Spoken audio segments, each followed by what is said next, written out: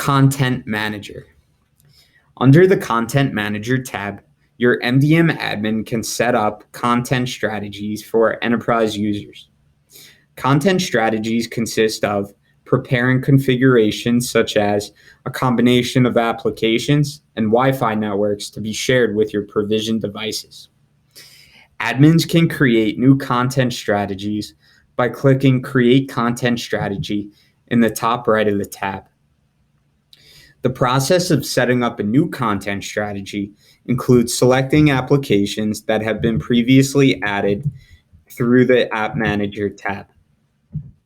Then, you can also enable applications that are pre-built into the X2 headset itself.